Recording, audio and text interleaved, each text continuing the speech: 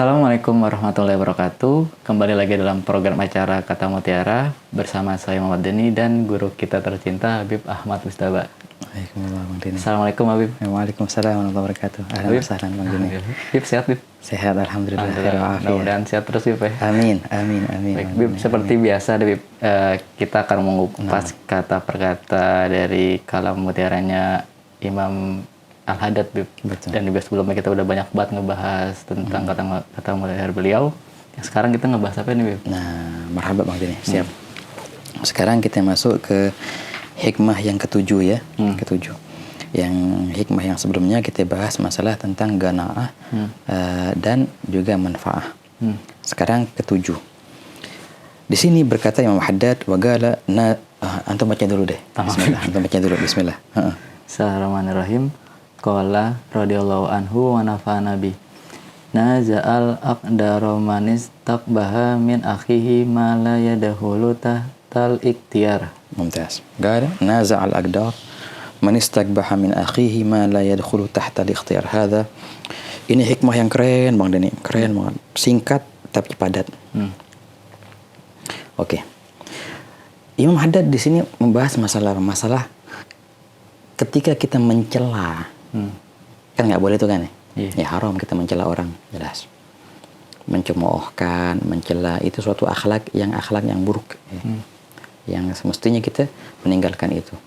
Dan Nabi SAW pernah bersabda, ma bu'istu sabbaban wala la'anan. Aku tidak diutus untuk mencaci maki orang dan aku tidak diutus untuk mencela-cela orang, kata Nabi SAW. Oke. Berarti yang namanya celaan kepada orang lain ataupun cacian kepada orang lain itu suatu larangan, ya enggak? Betul.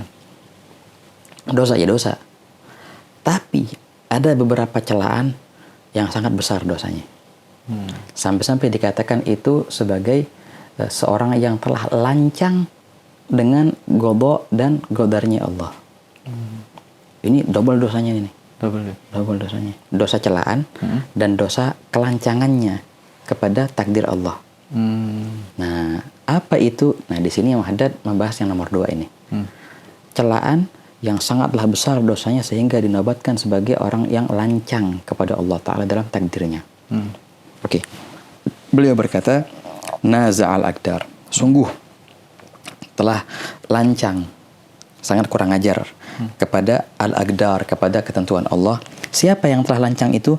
Manistagba, barang siapa yang menjelek-jelekkan min akhihi, dari saudaranya, ma la yadkhulu tahtal ikhtiyar, apa-apa yang tidak masuk dalam kuasanya. Apa tuh kuasa? Nah, begini Bang Deni. Kalau seandainya, teman ini masalah celah-celah ini, muskilah ini. Kalau seandainya kita mencela orang, na'udzubillah min dzalik, jangan sampai. Perkara itu emang perbuatannya. Dia yang membuat perbuatan buruk itu. Tamam. Kita celah. Ini suatu larangan. Tapi tidak dinobatkan dengan kelancangan, enggak. Karena itu emang perkara buruk itu adalah hasil daripada perbuatannya, kebiasaannya gitu. Dosa-dosa gitu sih. Tapi kalau seandainya yang kita jelek-jelekan itu bukan daripada hasil perbuatannya, perkara yang di luar kendalinya, kita jelek-jelekan dia dengan itu. Oh, itu dosanya double.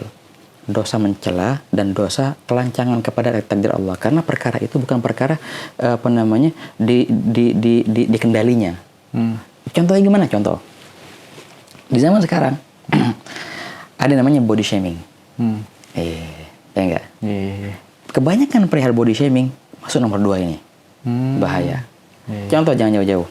Menjelek-jelekan dengan warna kulit. Ya enggak?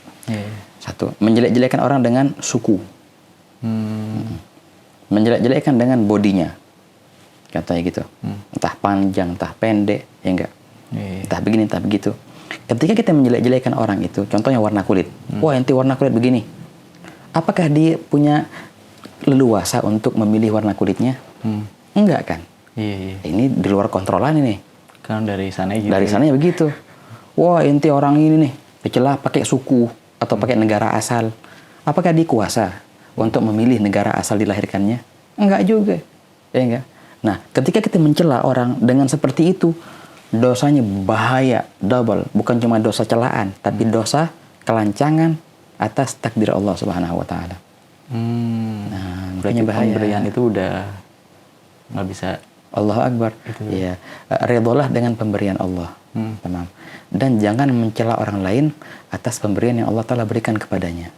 Nah, ketika kita mencela orang lain atas pemberian itu, seakan-akan kita menyalahkan Allah atas pemberian itu. Iya. Tapi kalau rasis gitu gimana tuh, Bib?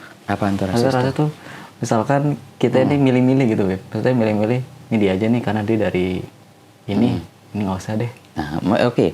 Kalau masalah itu, yang penting jangan timbul kalimat celaan. Gitu. Ya pastilah. Orang mau nikah, mau milih-milih, ya bagus. Nggak boleh merem asal comot aja, ya kagak. Milih-pilih yang dia suka. Dan itu nggak menentang suatu keridhaan, enggak. Pilih-pilih yang dia suka, pilih yang gini. Itu bagus. Tapi yang dimasalahkan di sini adalah ketika dia mencela. Oke, contoh gini. Ketika ada orang nggak belajar, bodoh. Kemudian ada orang mencelanya atas kebodohannya.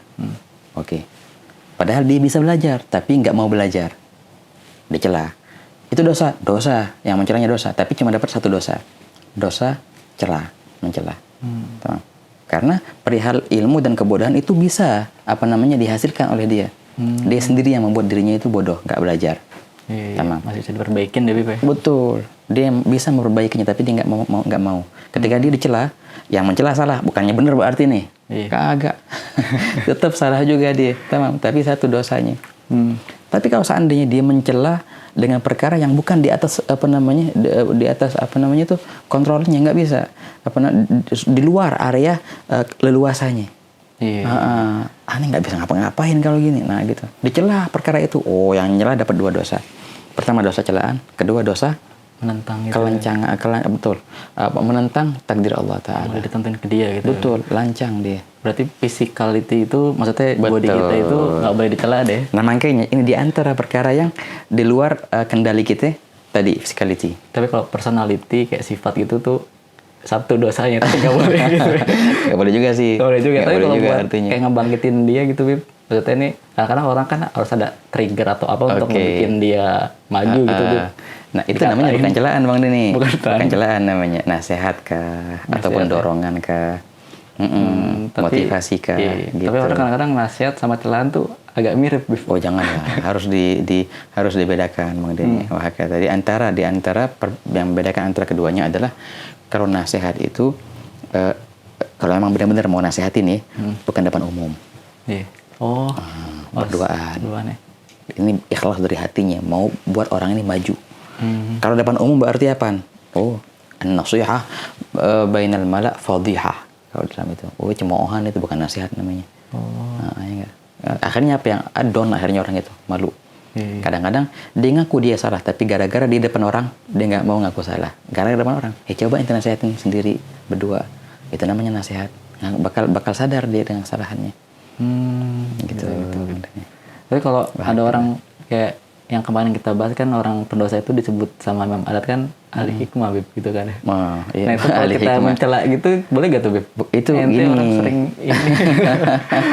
Bukan ahli hikmah namanya, orang-orang yang berada di dairatul hikmah. Di dalam lingkaran hikmah. Yang mana orang-orang akan mengambil hikmah pelajaran dari mereka. Yang berbuat dosa itu, Bib. Dairatul hikmah menjadi pelajaran bagi yang lain, itu artinya dairatul hikmah. Begitu Bang Deni. Nah, jelas insyaallah ini. Jadi intinya Bang Deni, bukan arti di sini kita membolehkan mencela ketika itu bukan physicality, bukan. Semua celaan nggak bagus. Tapi hanya saja bila mana celaan itu berhubungan langsung dengan perkara di luar kendali, dosanya gede banget. Bukan cuma dosa celaan, tapi dosa menantang takdir Allah Subhanahu wa taala. Gitu. Nah, itu ringkasannya gitu. Tapi di zaman sekarang nih, Bib. Oke.